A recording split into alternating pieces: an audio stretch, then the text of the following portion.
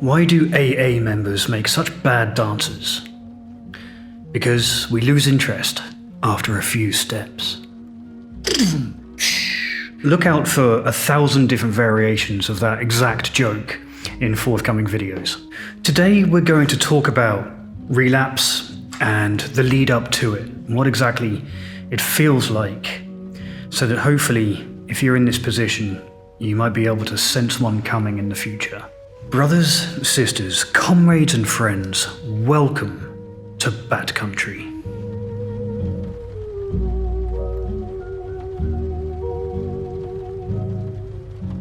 I think it's probably safe to say that many of us have been through the relapse roundabout dozens of times. I did a survey on the YouTube channel ages ago in one of the community posts, asking how many relapses people had had in my audience.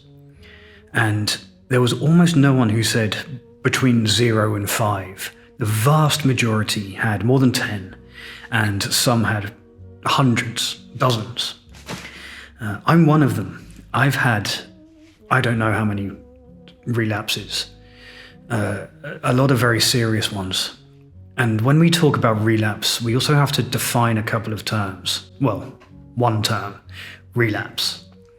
What I'm going to be talking about is a relapse after a pretty substantial stretch of abstinence, of sobriety.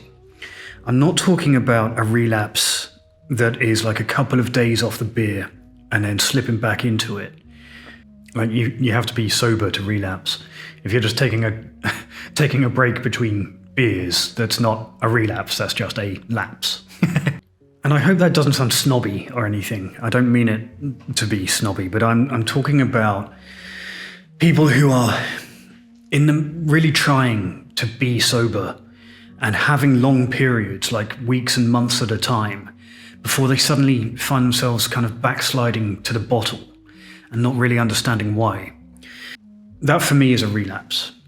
That has been literally a relapse for me. The weird thing about relapses is that there is they don't happen in a vacuum. They don't come from nowhere.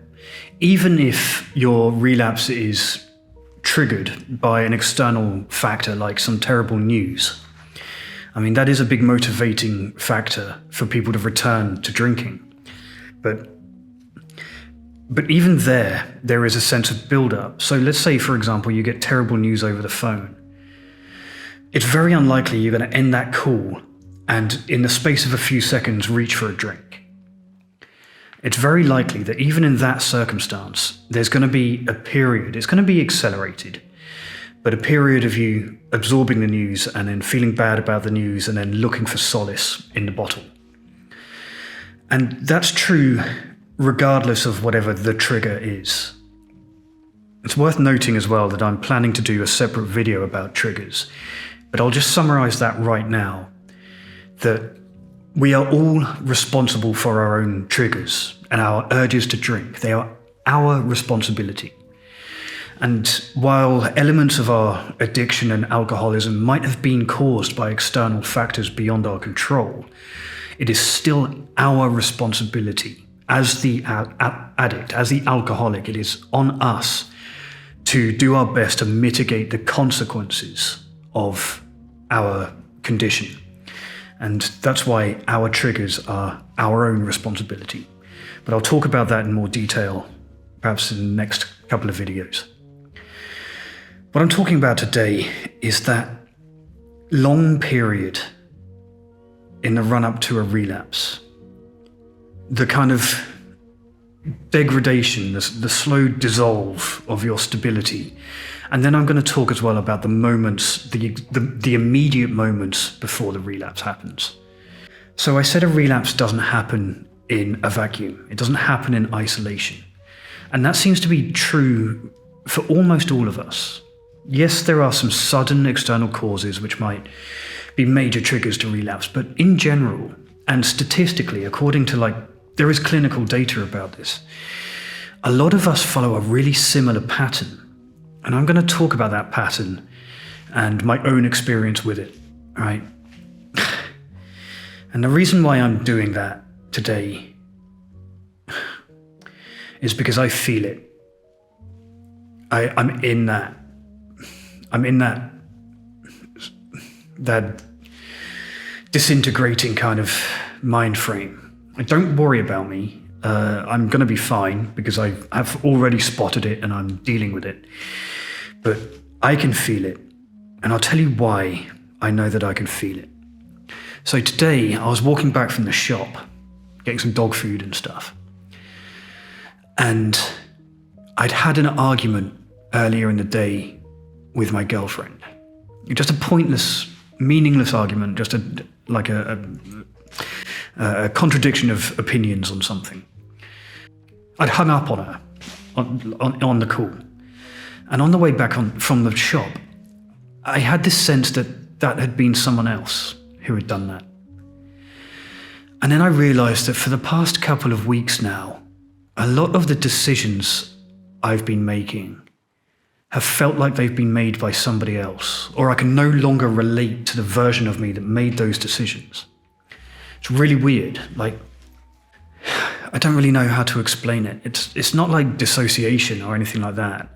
It's just that I look back on decisions and things I said only a couple of days ago, and I'm like, I can't understand why I said that, or I can't connect with the thought process that I had that led to that thing that I said or that decision that I made. And that's worrying because I've been there before. It feels like this, right? What I'm feeling right now is the same feeling as when you've got sober and you look back on yourself as a drinker in your drinking period, and even stuff you were doing when you're sober. It feels a bit like a different person was doing that. That's how I feel today about things that happened this morning. It's really weird. If you happen to have any insight into what that might be, and if there's a clinical term for it, do let me know. But it started me on this pattern of thinking that a lot of stuff that I'm doing and feeling has been stuff that I've done and felt in the past and has led back to the psych ward. So let's talk about it. The moment the relapse begins is not the moment that you put the drink to your lips. Not for me, anyway. It starts days and weeks before. There's this kind of like emotional drift. Oops. It wouldn't be a backcountry video unless I accidentally punched the mic at some point. There's this kind of emotional drift where you deviate from whatever your baseline is, and things start to kind of become fragmented. You're emotionally. You might feel like a creeping sense of anxiety or loneliness or restlessness. That's a big one for me, is that when I start feeling unfulfilled or very restless, that's a warning sign. It was in the past. And that can begin long before a drink is taken. Everybody else seems to spot it in me before I do. In fact, I usually only spot it after the relapse is finished. But like my loved ones often tell me that I become very unapproachable or irritable, and it doesn't seem to be coming from anywhere. And I've definitely got that right now.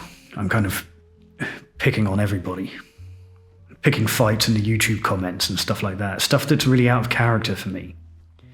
Another part of this kind of long tail progression of relapse, this kind of emotional relapse, is that there's a sense of flatness and boredom. And that's difficult to identify, especially if you're in early sobriety, so you're already dealing with things like depression or PTSD or anhedonia. It can be difficult to spot that flatness and to identify it as something unique and unusual in your behavior, because perhaps that's what you feel like all the time. I'd started to feel that personally. There's this phenomenon called the pink cloud, which I'm sure most of you are aware of. The pink cloud is a kind of euphoric state of early sobriety. Not everybody has it, and it manifests different for everybody. But for me, it lasted something like 6 months. Oh no, maybe like 3 months. There was 3 months of absolute horror dealing with the initial withdrawals. And that took 3 months to recover from. And then for 3 months, I bounced back like an elastic band, just snapped back into kind of euphoria and contentment and fulfillment and feeling like I had purpose. And then that disappeared again after about 3 months. And this relapse, this emotional relapse that I'm discussing, began to creep back in. Starting with these feelings of restlessness and flatness and a sense of being disconnected from other people and not being able to relate to them as well as I would normally. My feeling of disconnection from people kind of manifested as a desire to go back into isolation, because my alcoholism was very much defined by shutting people out. That's what I wanted to do. I wanted to be left alone with the curtains drawn and a bottle of vodka in the bed and no one to judge me, no one to interfere, no one to help. I didn't want any of that. Turning off my phone and ignoring my emails and stuff. And in sobriety, I began to feel that same pull towards being alone in my apartment with all the windows closed. And at that stage, it wasn't a desire for the alcohol yet, or at least I think it was, but it was well disguised. It was a desire for that kind of self-obliteration and that alienation, pushing people away. But quite often in that phase, while everybody else was aware of it, everybody else could spot a change in my behavior, I thought I was fine. I thought that things were just ticking along and maybe I was just experiencing post-acute withdrawal syndrome and it was perfectly normal. But really, that slow slide, that slow emotional slide was the beginning of the relapse, long before it actually happened.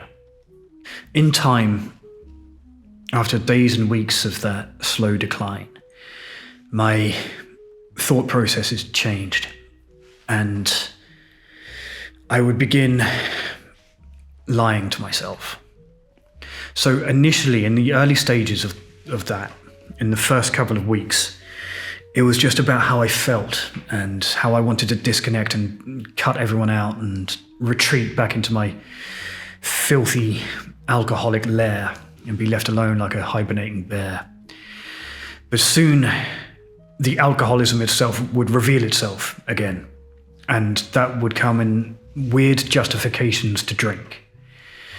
So I would be telling myself things like, well, I've had 6 months of sobriety, so does this even really count as a relapse?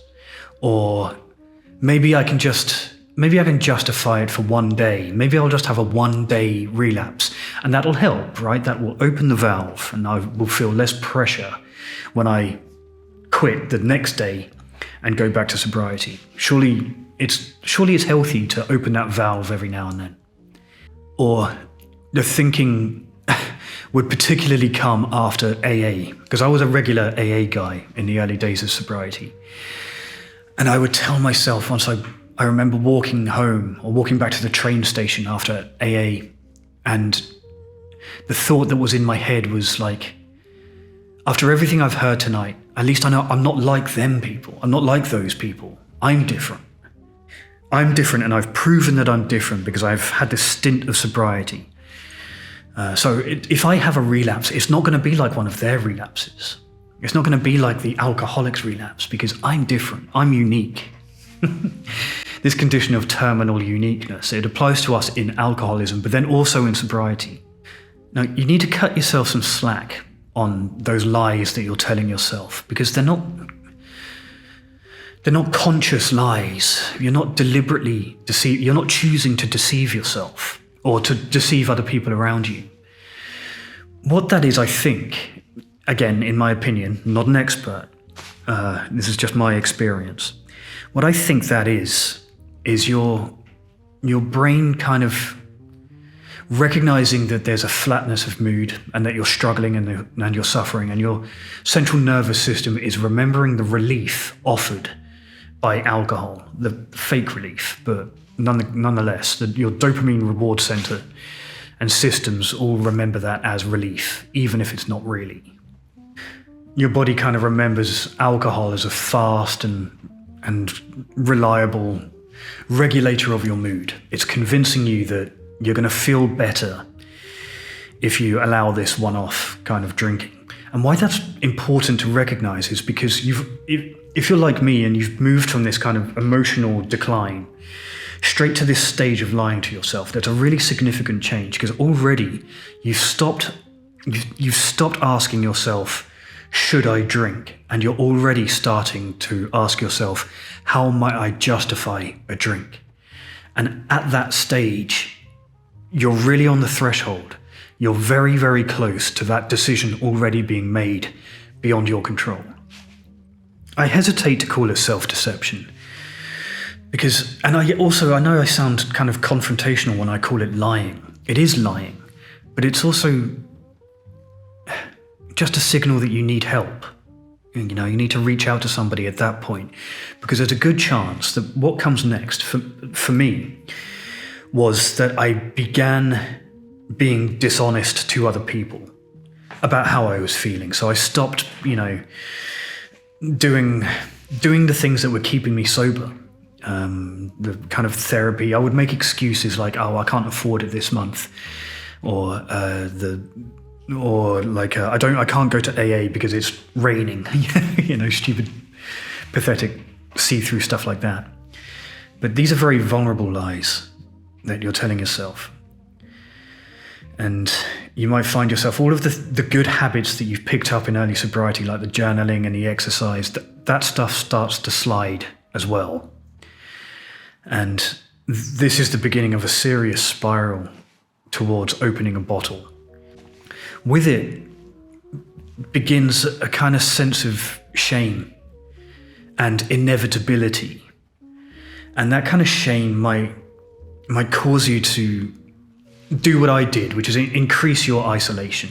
Instead of doing what you need to do when you start to recognize these signs, which is to reach out to people and say, shit, I'm kind of worried. Instead, if you're of my pattern of behavior, you kind of dig your heels in and you start to push people away even more. You start lying to your therapist and your loved ones. And if you have a sponsor, maybe you don't want to speak to them so much, or you ignore their messages because you're starting to feel shame, because you've become vaguely aware that you're probably in the process of deciding to drink again. And this is all very hard to spot in the moment. It's really hard to be so self-aware that you're able to spot these changes in behavior that are indicative of a path towards relapse.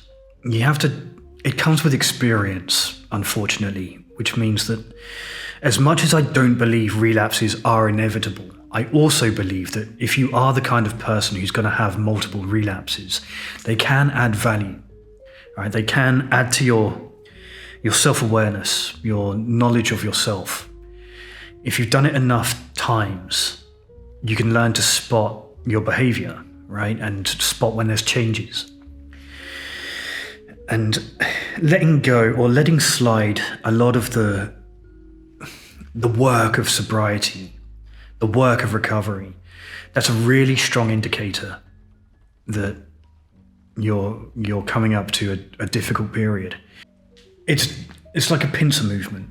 On the one hand, you let that stuff slide because you ultimately want the decision to drink. All of us want that as alcoholics. As much as I hate alcohol and wish that, and I'm comfortable with the idea of never drinking again for the rest of my life, there's still always going to be a part of me that wishes that I could, that wishes that there were no consequences. And the work of sobriety, in my own personal life, a lot of that work is reminding myself that there are consequences. And when you stop doing the things that keep you sober, it's also because there's an internal pressure on you that perhaps you don't want to be sober. It feels dangerous to say that, I don't know why. But what it culminates to is that if you make that decision to drink, or if you have done in the past, it can often feel like it was never a choice in the first place. It can feel more like a surrender to an overwhelming force, to overwhelming pressure, to too many factors acting on your consciousness to kind of force your hand. And I've talked in the past, actually I'll talk about it again right now. So let's talk about the moments immediately before the physical part of the relapse begins. I'll pick a real example of a relapse that I actually had. There was a relapse when I was living with my girlfriend, at least part-time, and she was leaving the country to go on holiday. And a couple of weeks later, my parents were coming to visit me, and I hadn't seen them for months and months and months. And that 2 weeks between those two events, or however long it was, I don't remember, but that was like, in my alcoholic brain, that was like prime consequence-free relapse territory. And that meant that in the weeks running up to that, because I knew it, I'd blocked it out subconsciously to be a bender. I thought, girlfriend's out of town, then I have to clean myself up.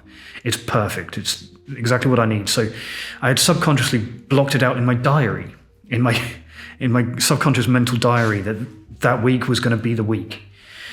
And in the days and weeks running up to it, I was an asshole. There's alcoholism, but I think in sobriety sometimes, especially in the run up to a relapse, there's also assholism. There's alcoholism, and then there's just straight up assholism. And that's what I was doing. I was just being an asshole to everyone around me, pushing everybody away, trying to make space for my own little private time for relapse.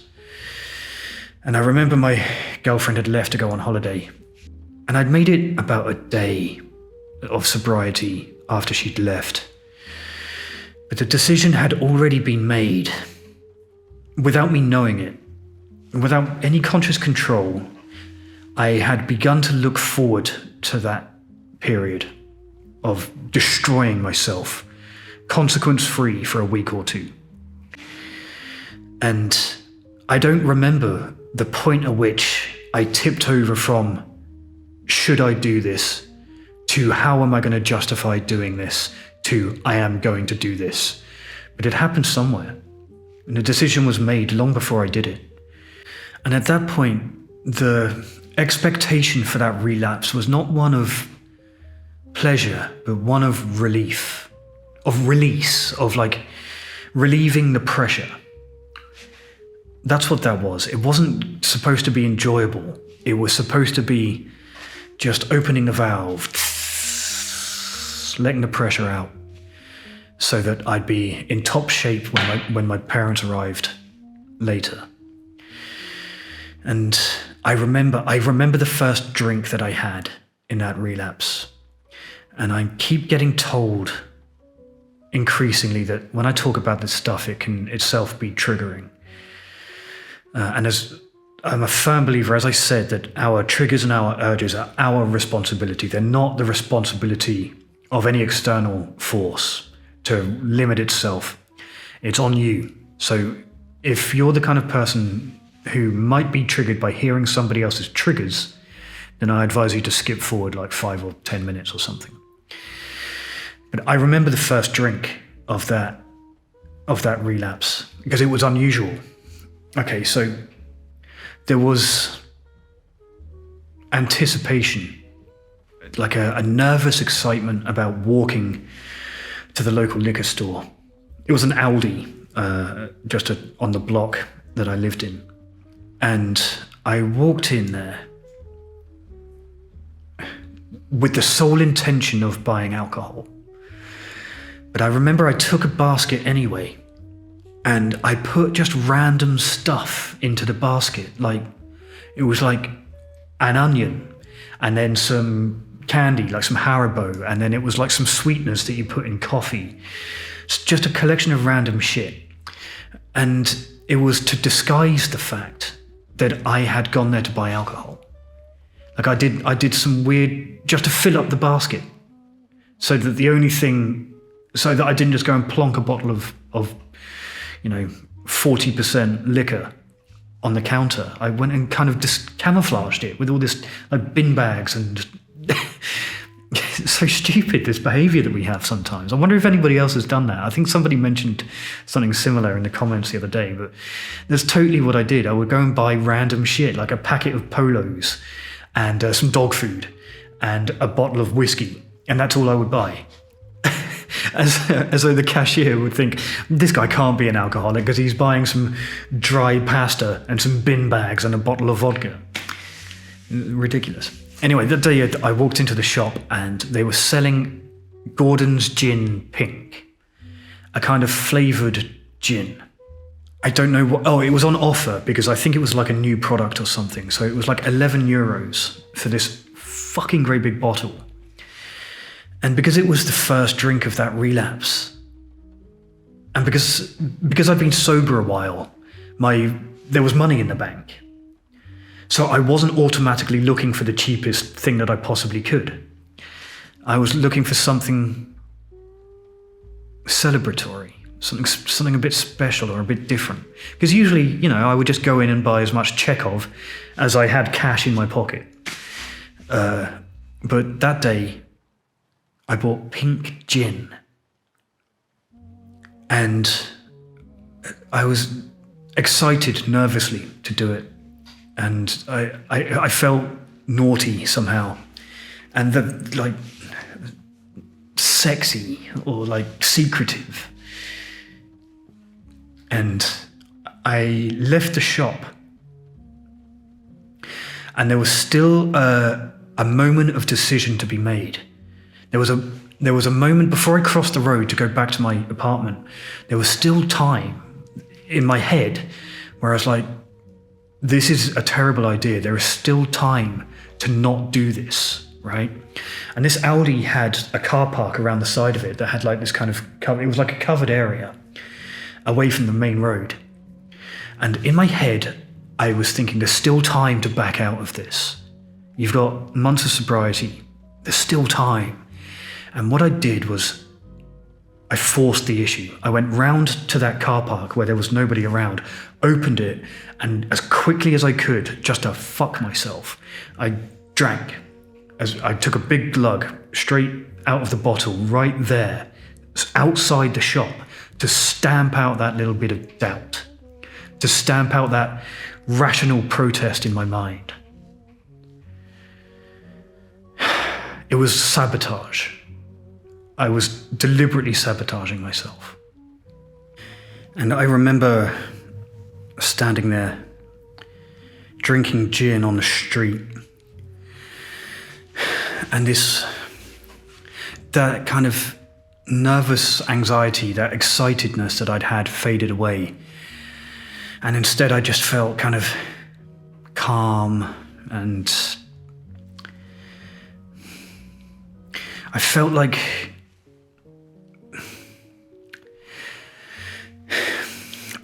a relief, like a real relief that there were going to be no consequences. I'll tell you what, immediately I thought, fuck it, I don't care. I don't care about the consequences. It felt, if I had really genuinely pushed the fuck it button, and I meant it, all of that conflict that I'd had inside myself disappeared and was replaced with this just nothingness. And I was kind of rewarding myself, and I walked back to my house feeling like I'd made a good decision and that it was inevitable anyway. And I'm glad that I'd got it out of my system, and it would just be this one day, maybe 2 days. And this was the right thing to do. This is going to help my sobriety. And what all of that is all of your kind of reward circuitry overriding your executive function. And what you've done is kind of like the process of sobriety. What sobriety is it's about long-term survival, right? Sobriety is a slow burn. It's a long game. And those immediate moments before relapse and moments immediately after are about short-term survival. Because immediately I was no longer worried about my parents coming over or my job or just any consequences at all. All of that had been wiped from my consciousness. I got back to my apartment, and what tends to happen after that first drink is taken is that there is a kind of contentment and relief for a little while. But my experience was that very quickly, a sense of shame and guilt about it started to creep back in. So the immediate alcohol had done the work of resolving my anxiety for about half an hour. That lasted, maybe an hour, before, because my central nervous system was stabilizing again with the reintroduction of the alcohol that it had been missing. I was kind of back to a sense of stability. And with that came some really rational emotions like, fuck, I fucked up again. It came with this kind of wave of guilt and shame. And I think that's also very common to people going through relapse periods, is that there is an initial moment of bliss, right? Just for a fraction of a moment, and then suddenly all of the negativity comes back in anyway. All of the stuff you were going to drink to hide from, all of that comes back anyway. So it was fucking pointless. And my response to that is to very quickly drink as much as possible in order to stamp out that negative emotion, that guilt and that shame. Because I don't want that. That's the point of the drinking. So quickly, within the space of an hour, the relapse is out of control. It's over now. And it won't be one day, and it won't be 2 days. For me, it'll be 2 weeks, then the hospital. No exceptions. And that's how it happens. It's because the relapse is never as good as you need it to be. So that's what it's like. A long period of kind of dissolving emotional stability, followed by a period of justification of how you might be able to get away with sneaking a drink or two. And then a process of an accelerating sense of inevitability. And if you haven't done anything about it by that point, then it becomes kind of a self-fulfilling prophecy. And there's a high probability that you might step backwards. And it's just never, ever, ever worth it. However appealing that first drink seems when you're feeling like you do now, I can assure you that any relief that you get from opening a can or taking a glass of wine or just going straight for hard liquor from the bottle like I usually do, it will last 20 minutes before you hate yourself again. And then you will continue to hate yourself for the next 3 months while you try to undo the damage that you've done for that 20 minutes of relief. It is not worth it.